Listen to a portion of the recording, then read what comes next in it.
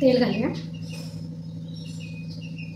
एक 2-3 चमचे होईल इतकं तेल घातलेलं आहे। तोपर्यंत आपण भाजीसाठी लागणारं साहित्य काढूया। हे मी ह्या बघा, ह्या घेवड्याच्या शेंगा असतात का नाही, ह्या आत खोलून बघितलेल्या आहेत, कारण ह्यात कधी किडलेले दाणे असतात किंवा आत शेंगा किडलेल्या असतात, त्या काढायच्या।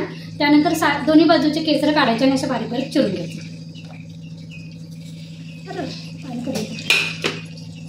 तेल तापलेलं आहे, तर मोहरी टाकूया। मोहरी चांगली तर तळली की जिरा टाकायचा, त्यानंतर बारीक चिरलेला कांदा टाकायचा,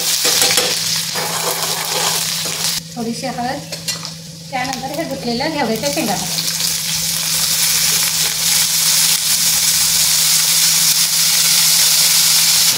म्हणजे चांगलं 2-3 मिनिट कणी असं तेलामध्ये परतून द्यायचा, कारण ह्या घेवड्याला कधी मूळचा असं उघडपणा असतो, तो कणी निघून जाण्यासाठी चांगलं 2-3 मिनिट कणी तेलावर परतून द्यायचं। गॅस मोठाच ठेवायचा।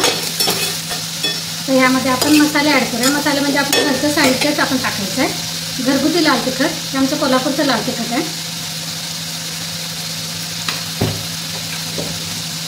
त्यानंतर चवीपुरतं मीठ टाकायचं आहे। आपली जी पहिल्यांदा जी आपण फोडणी टाकतो जिरे मोहरीची, तर ती तडतडीत अशी खमंग व्हायला पाहिजे, कारण कुठलाही पदार्थ असतो तुम्ही त्यामध्ये किती साहित्य घालता, किती प्रकारचे मसाले घालता, महत्त्वाचे एक वेळ नसेल, पण त्यांनी तुमची फोडणी मात्र खमंग झाली पाहिजे, कारण कुठल्याही पदार्थाला त्यांनी खमंग फोडणीशिवाय चव येते। त्यामुळे साहित्य जरी कमी घातलं आणि फोडणी खमंग झाली तरी तो पदार्थ चांगला होतो। त्याच्या आमचं घरगुती कोल्हापूरचं चटणी आहे, त्यामुळे किती बाकीचं काहीच घालायची गरज नाही, किती लालसरपणा असं चमचमीत दिसतं।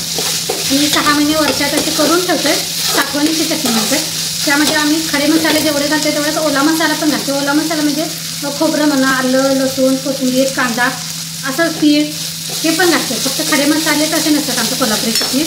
त्यासोबत आम्ही चटणी मिसळताना कधी तेल पण वरतून घालतो। असं हे तेलामध्ये परतून झालेलं सगळं मसाले, आता यामध्ये थोडंसं पाणी घालायचं आणि ही आपल्याला सुकी भाजी करायची, त्यामुळे गॅस मोठा करायचा, एक उकळी येऊ द्यायची, त्यानंतर बारीक गॅस करायचा। उकळी आल्यानंतर आणि बारीक गॅसवर कणी ही भाजी झाकण ठेवून शिजवून घ्यायची। अजून यामध्ये मी ओलं खोबरं घालणार आहे, ही उकळी येऊ दे, गॅस बारीक करताना झाकण ठेवून शिजवून घ्यायची। तर बघा भाजीला आपल्या उकळी आलेली आहे, आता झाकण करताना गॅस बारीक करून शिजवून घेऊया। हे बघा आपली भाजी शिजलेली आहे, थोडंसं पाणी फक्त बाकी आहे, कोवळं असल्यामुळे पटकन शिजतं। आता ह्यामध्ये कधी आपण हे ओलं खोबरं घालायचं आहे किसून, त्यानंतर कोथिंबीर टाकायचं आहे चिरून,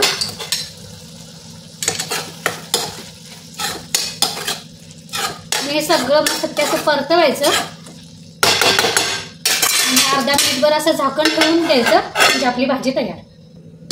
म्हणजे आपलं अर्धा मिनिट झालेलं आहे, ते बघा मस्तपैकी आपली घेवड्याच्या शेंगची भाजी तयार झाली।